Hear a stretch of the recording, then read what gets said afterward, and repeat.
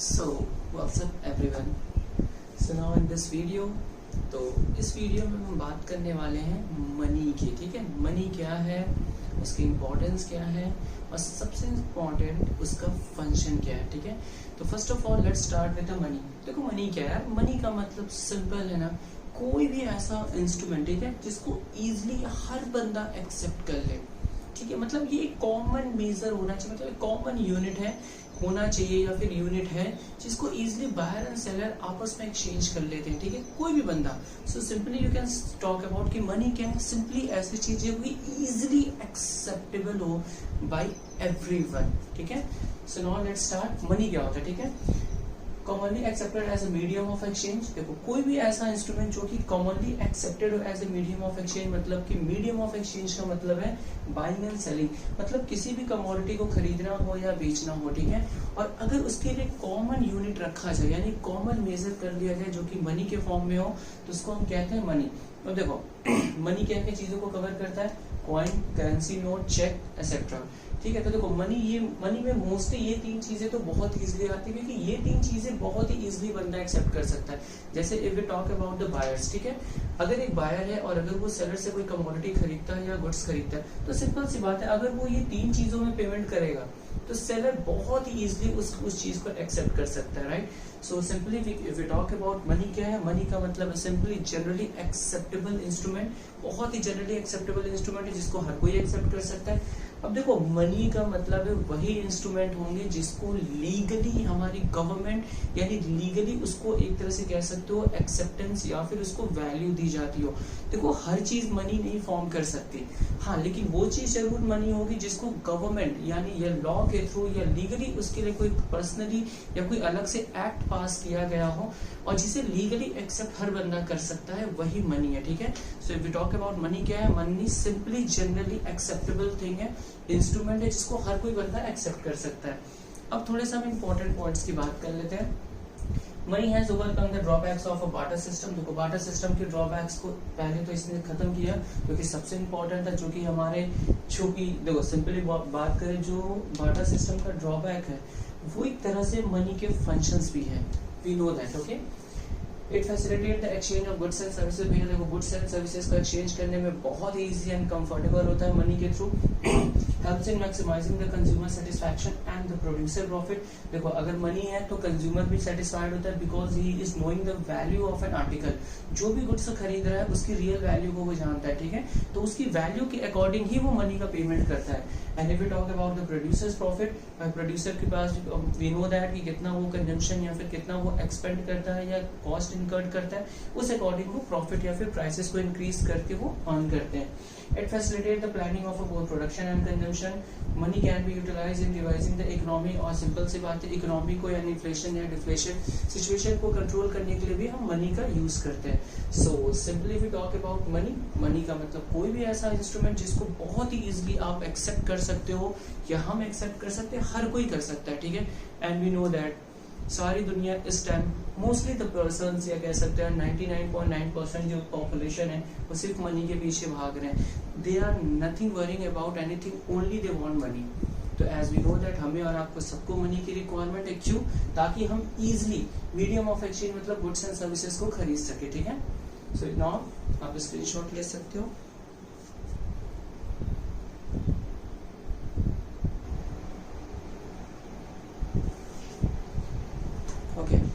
So now let's talk about the functions of money. देखो money के functions क्या होते हैं? सिंपली जो ड्रॉबैक्स थे बार्टर सिस्टम के, ठीक है, वही सारे फंक्शंस हो गए थे मनी के। तो सबसे पहला क्या था हमारा? Money as a medium of exchange, मतलब सिंपल सी बात है मनी एक बेसिक या प्राइमरी फंक्शन था ये मनी का, कि मतलब सिंपल सी बात है हर बंदा मनी को एक्सेप्ट करने को रेडी है, बिकॉज लीगली इसको एक अथॉरिटी दी गई है, या आप कह सकते हो लीगली इसके पास एक पावर है कि आप किसी भी कमोडिटी को कंज्यूम कर सकते हो with the help of money.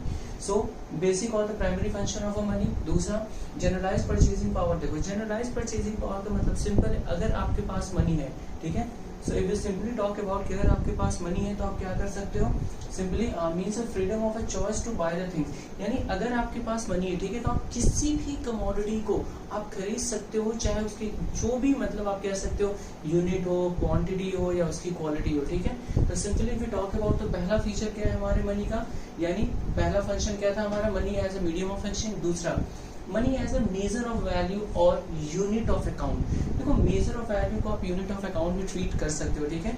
अब इसका मतलब क्या था, सिंपली पहला standard unit for fixing the price. देखो किसी भी कमोडिटी की अगर प्राइस को फिक्स करना है तो सिंपल सी बात है, या उसको अगर आपको एक्सचेंज करना है, ठीक है, तो एक्सचेंज करने के लिए क्या था, किसी भी कमोडिटी या जो भी कमोडिटीज हमारी इकोनॉमी में, यार उसका एक स्टैंडर्ड यूनिट होना चाहिए, मतलब कि उसको एक एक्सचेंज करने के लिए एक आप पॉइंट दो या फिर एक मीडियम दो या एक यूनिट दो, जिस यूनिट को हम सिंपल सी बात है प्राइस कहते हैं, और वो प्राइस हमेशा हमारा मनी के फॉर्म में होता है। And as we know that all the business transactions are expressed in the money, so जितने भी business transactions होते हैं वो मनी के फॉर्म में होते हैं, ताकि हम उसको बहुत ही इजीली अकाउंटिंग बुक में रिकॉर्ड कर सकें। अब देखो सबसे एक और चीज क्या था, यूनिट ऑफ अकाउंट का मतलब क्या है, यहाँ मैंने सिंपल फॉर्म में इसका मीनिंग लिख दिया है। Unit of account means money treat as a standard unit for quanting the prices and for borrowing and lending the activities. देखो सिंपल सी बात है, मनी को इस तरीके से यानी कि ट्रीट किया गया ताकि स्टैंडर्ड यूनिट क्वांटिंग ऑफ प्राइसेस का मतलब किसी भी कमोडिटी की प्राइस को डिसाइड किया गया ताकि आप बहुत ईजी बोरोइंग और लेंडिंग का काम कर सको। देखो क्वांटिंग ऑफ प्राइसेस का मतलब क्या था, सिंपली जैसे हमको पता है अगर आप कोई भी कपड़ा लेने जाओ तो आपको मार्केट में वो मोस्टली किस फॉर्म में मिलेगा, यानी कि आप सिंपल कह सकते हो मीटर के फॉर्म में मिलेगा। अगर कोई भी लिक्विड से रिलेटेड प्रोडक्ट है तो वो आपको लीटर के फॉर्म में मिलेगा, या फिर अगर आप कोई प्रोडक्ट लेते हो जैसे चीनी हुआ या दाल हुआ या कुछ भी लेते हो तो वो केजी के फॉर्म में मिलेगा। अब सिंपल सी बात है, देखो ये इन कमोडिटी के यूनिट है मेजर करने के, तो लेकिन अब देखो सारी कमोडिटी को अगर एक सिंगल यूनिट में मेजर किया जाए तो बहुत इजीली या फिर आप कह सकते हो बहुत आसानी से हम मीडियम ऑफ एक्सचेंज मतलब कमोडिटी को एक्सचेंज कर सकते थे। तो सिंपल सी बात है, मनी ने क्या किया, यानी जो आप कपड़ा आप लेते हो मीटर में, या अगर हम लिक्विड की चीजों को लीटर में अगर हम कन्वर्ट कर रहे हैं, या अगर हम किसी कमोडिटी को केजी में ले रहे हैं, तो भैया इससे अच्छा क्या, सब हटाओ, सबको एक वैल्यू दे दो, मनी के फॉर्म में कन्वर्ट कर दो। यानी बहुत आसानी से किसी भी कमोडिटी को चेंज किया जा सकता है या एक्सचेंज किया जाता है। इट डजंट मैटर्स कि उसकी कह सकते हो कि आप उसका नेचर किस फॉर्म में वो पर्टिकुलरली यानी प्रेजेंट है या फिर क्या है। तो सिंपल सी बात करें, medium of money as a medium of exchange, मतलब सिंपल सी बात है, मनी के लिए क्या होगा कि आप किसी भी कमोडिटी की प्राइस को फिक्स कर सकते हो और बहुत ही इजीली उस ट्रांजेक्शन्स को आप रिकॉर्ड कर सकते हो अपने अकाउंटिंग बुक में, या फिर हम बहुत इजीली उस कमोडिटी को एक्सप्रेस कर सकते हैं। ठीक है, आप स्क्रीनशॉट्स ले सकते हो।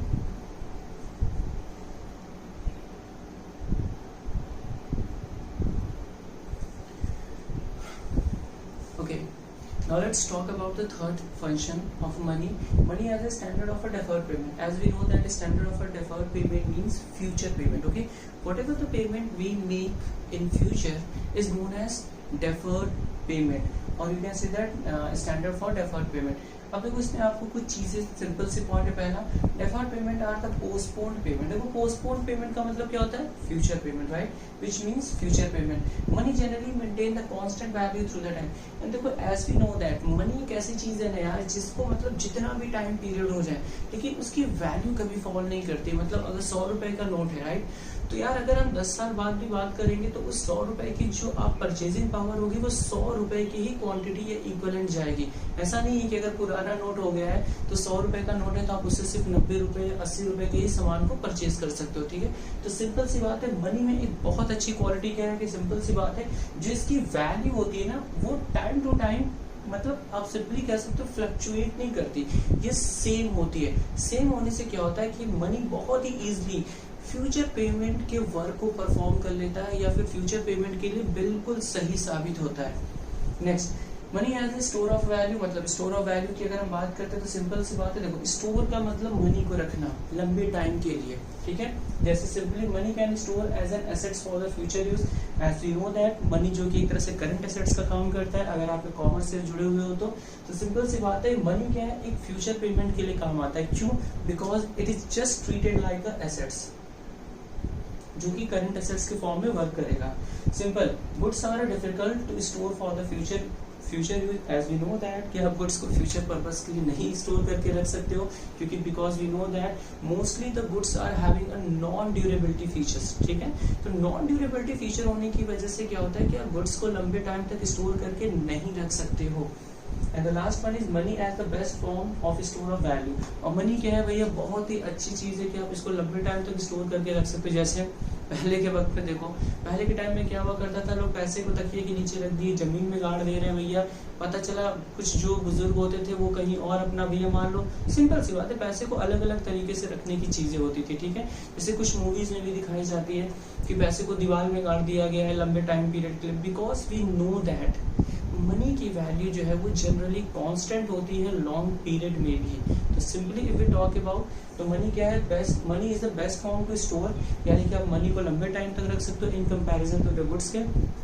फ्यूचर पेमेंट बहुत इजीली कर सकते हो, because we know that money एक ऐसी चीज है जिसकी वैल्यू कभी भी फ्लक्चुएट नहीं करती। नेक्स्ट है आपका मीडियम ऑफ एक्सचेंज, यानी कि मनी को आप बहुत इजीली हर बंदा एक्सेप्ट कर सकता है। और सबसे बड़ी बात है आपका मेजर ऑफ वैल्यू, मतलब किसी भी कमोडिटी को अगर आप मनी के फॉर्म में एक्सचेंज करते हो तो आप इजीली उसको एक्सचेंज कर सकते हो।